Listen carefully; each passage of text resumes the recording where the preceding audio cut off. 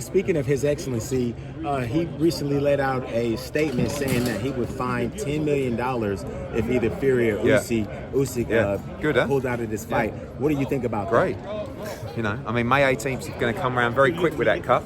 You know, probably need 4 weeks for the cut to repair. So then you're talking about end of February. So he's got March and April. So he's still got a nice 9-10 weeks. And I don't think if he stays conditioned that he's going to need to worry too much about sparring. He's probably going to do 4 or 5 weeks of sparring. So I think it's enough time. You know, and I think obviously we need the fight. We want the fight. And hopefully May the 18th it'll happen. When you first saw Fury's cut, what did you think about it? Deep. Yeah. I mean, are you referring to, is it genuine? Right. Of course. No, well, not that if it's genuine, just your overall. My overall thoughts are that you know injuries can happen in sparring. Fury wears an open head guard. You saw there was a shoulder, an elbow involved. It's a freak injury. I've seen many cuts in sparring, but not many 2 weeks out before the biggest fight in boxing. So that's really the big surprise. But you know, I see loads of people. Look, I don't work for Fury. We don't always get on. It'd be very easy for me to sit here and go, oh, I reckon he's making the whole thing up and he's asked the doctor to cut his eye to get out of the fight. It's absolutely fucking ridiculous. Like, I know we all live in a world in boxing of rumours and but come on, have a fucking brain. Well, Igis Klimas said you got your girl to hit you with a pan. Yeah, I know, but these guys, I love Igis and I love Alex, but come on, Tyson Fury he's making whatever he's making, 50, 60, 80 million dollars. He's trained for 10 weeks. Do you honestly think that he's got together with his team and gone, right, what we're going to do now is you're going to slice me across my eye in an injury that may well open up in my next fights, and we're going to use it to get out of an Usyk fight? I mean, you know, I'm starting to get on board with a few conspiracy theories, but that was well over the top. Hey, Eddie, does the $10 million penalty change maybe the way you train going into the new day? I mean, your headgear maybe? Yeah, I mean, look, I think, like I said, Fury wears open headgear when he spars. Some fighters do that. It is more dangerous, but no, it was around the same area as the cut against Warlin. There's actually 2 cuts against Warlin, I think, and he's kind of in the middle. But obviously that tissue is going to be injured and weak. But you know, it just looks like a freak injury. News from the cinematic boxing world, sad news from the cinematic boxing world. Carl Weathers, the beloved Apollo Creed, passed away yesterday. What's your reaction to that? Obviously thoughts with his family, and you know, I guess like anyone around my age growing up, Apollo Creed was as big a name as Muhammad Ali to you as a kid, because obviously Rocky was real to me, and Apollo Creed was like the baddest man on the planet. So yeah, also other great films. What was the film with Arnold Schwarzenegger? Predator? Yeah. So he'll always be remembered as Apollo Creed, but you know, God rest his soul. Was he the most realistic character in those films? Yeah, but he was very good, wasn't he? That's you what know, I mean, when you actually look at it, as a boxer, his footwork was really good, and you had Rocky, just he was a brawler. But actually, Apollo Creed, that's why, from a cinematic point of view, watching it, he actually looked like a boxer. He didn't look like an actor. Right. I always actually thought that Apollo Creed was a real boxer.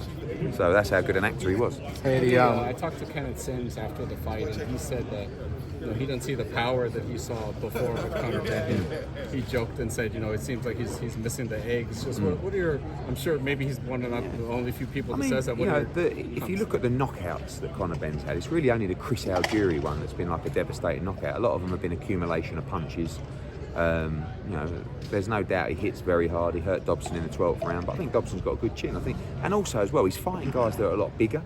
Like that fight was at 151 pounds. Dobson is a 154 pounder. He's been fighting there. He's had a couple of fights at welterweight as well, but he's really a 154 pounder. In his last fight against Orozco, he boxed a middleweight, right, who came down to 154. Go and watch the fight. The size of Orozco, huge in comparison. So once he's fighting, don't forget Algieri was a light welterweight, super lightweight, and he poleaxed him with a beautiful right hand that landed perfectly on the chin. So this is what people obviously are going to say. But Conor Benn still has fantastic power. We see it in sparring. He's icing people non-stop. But against the bigger guys, it's going to be more difficult to take him out. Last one. I see you sitting with Dana White. What's that relationship like? Really good. We're good friends. Like, he come to support tonight. I come to the London shows. We had a couple of meetings this week. I just really, I always take people as I find them, and I respect him massively. He's always been a real gent to me. He's always given me his time. And like, you know, I'm sure you guys have got people you respect in your respective industries. He's someone that I respect in mine.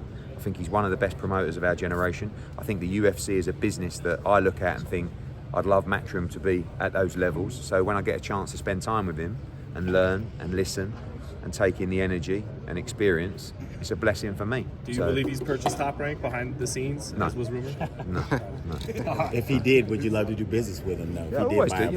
Yeah, for sure. Like, I think, you know, like he said to me tonight, it's funny. He said, "Wow," because Conor, you know, don't forget, Conor Benn is likely to walk into a massive fight next, right? And obviously, if he loses tonight, it's an absolute disaster.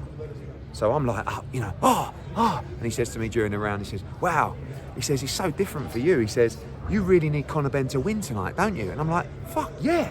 And he went, "Well, with my guys, we've got them all." So it's just whoever wins wins. I'm sure he's got his favourites, but whoever wins goes on. Whoever loses has another fight, and that's the difference. And I don't think boxing is a model that he would actually not understand, but enjoy. Like, you know how hard it is to get people in fights. Like, you're dealing with managers and advisors and lawyers. People just want to take easy fights for the most amount of money. He goes, "You v you, next week, see you there," and he's done. Imagine him having conversations with managers and advisors. It would drive him crazy. So, but obviously UFC sit on ESPN, Top Rank sit on ESPN. Who knows? Top Rank's deal's up soon. Is it next year? 25. Yeah, next year. Yeah. So Yeah, that is next year. Yeah. So who knows what's going to happen? Watch this space. All right, great. Cheers, guys.